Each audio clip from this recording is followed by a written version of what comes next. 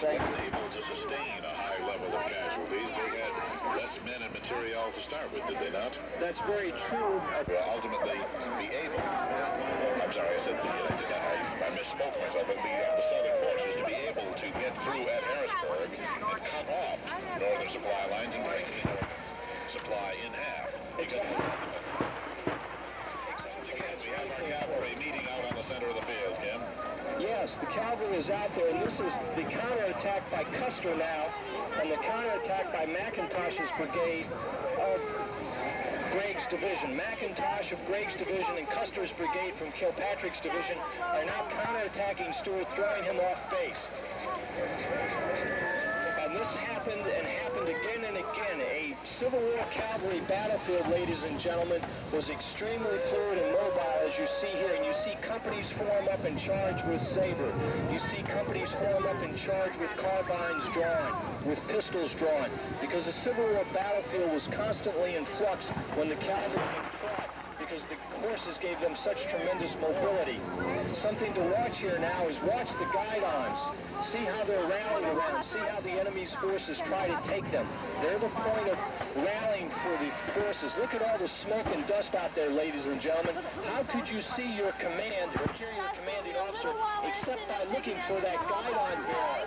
And by looking for that guidon bearer, that told you where your company or your regiment was and where you were to rally to during the general melee and maelstrom that occurs in a cavalry battle. Were most of the forces actually employed at any one time, or would you usually engage in half an insurance?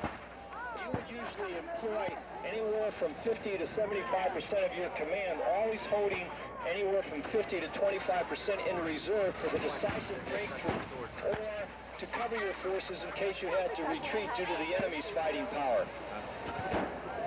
So although it looks like every horse is out there right now in the center of the field, in the original battle that would not actually have occurred. In the original battle, regiments and brigades would be held back in reserve position. And why you would do that? Because you would use your reserves for the decisive counterattack. Let's say what you're seeing out there right now, ladies and gentlemen, and you're the commanding officer of the Confederacy on the far ridge, and you notice that this Union flank here, where we're at the speaker stand at the base end of the field, is open. And you can send your reserve regiment in here to flank the Union position, capture their horse artillery, and demoralize the Union cavalry by getting in their rear. So you would hold your reserve regiment or your reserve brigade out for that critical coup d'etat on the battlefield.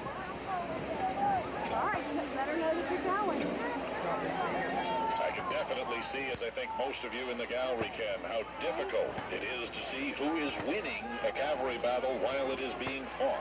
This is why reserves are so critical, because as you see the general melee in front of you, ladies and gentlemen, what would happen is you would send your reserves in to add extra firepower and weight to your attack or to your defense, thereby causing the enemy to get off balance and to lose himself, force him to retreat, you regaining the initiative from the enemy.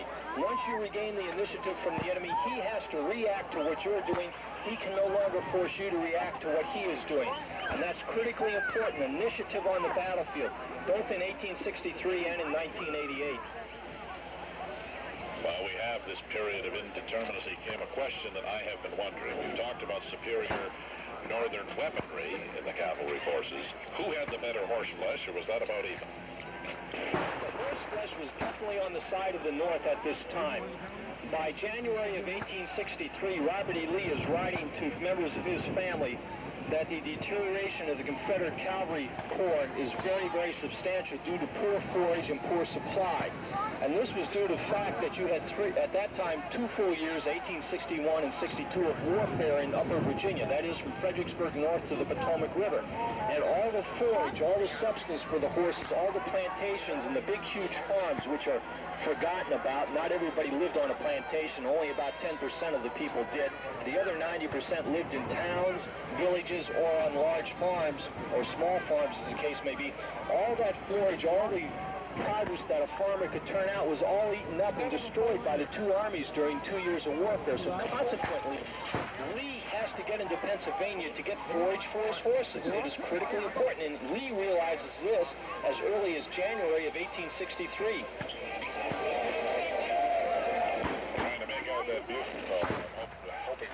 times I'll be able to read one and hear what it's saying. That particular bugle call was rally on the colors. And you can see the Union commanders are trying to rally their troops and trying to reform them around the company guidelines. Again, I call your attention to the tremendous amount of dust on a battlefield, ladies and gentlemen, and you're seeing that from some 500 living reenactors out there. Imagine what it must have been like with 11,000 men. 10 or 12 times the number that you see out there right now, 20 times the number. Consider the tremendous amounts of dust and noise and smoke and confusion on that cavalry battlefield on the afternoon of 3 July 1863, and you'll get some idea of the tremendous difficulty one had in controlling troops on a Civil War battlefield.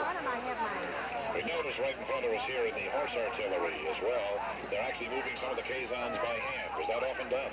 Yes, many times the enemy's cavalry or infantry would shoot down your horses from the artillery, and that would enable the guns to be demobilized. Up there? Remember, artillery is only mobile as long as you have horses to draw the caissons, limbers, and guns. Without the horses, artillery is immobile and becomes basically a sitting duck to be overrun and captured. And of course, what the Union horse artillery are doing here, ladies and gentlemen, is they're taking their guns out of harm's way. And that's critically important, because a captured gun can be used against you on a battlefield, either on that battlefield or on future battlefields. And they're continuing to fire from the flanks slightly back from where they had been before. It appears as though the Southern forces have moved from left to right across this reenactment battlefield. Is this a representation of what was occurring in the original battlefield? Yes. Progress. Stuart held the actual northern and northeastern sector of the battlefield, and he attacked from northeast to southwest across the Rummel Farm that afternoon of 3 July. So what you're seeing is physically an actual representation in miniature of how the actual battle flowed back and forth. That is from your left to your right, ladies and gentlemen. There's more to come on this battle reenactment, the cavalry action from the third day of the Battle of Gettysburg. We will continue after these words from our sponsors and the news update. Once upon a time, there lived a young woman named Goldie. Garden salads all made fresh that morning and ready to go. Just right, she thought, and she ate it all. After that, Goldie found her way to Hardee's again and again, and she became so trim and fit that she attracted the attention of her family. But that's another story. Garden fresh salads from Hardee's. We're out to win your vote.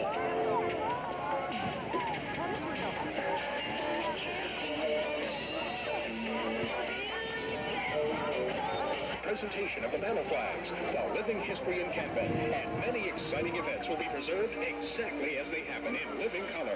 Each tape is just $29.95, or buy all three for $75. Order your copies today from Hoover's Videos, 1153 Big River Road, Gettysburg. Call 334-0038. Live coverage of the reenactment of the Battle of Gettysburg, part of the 125th anniversary.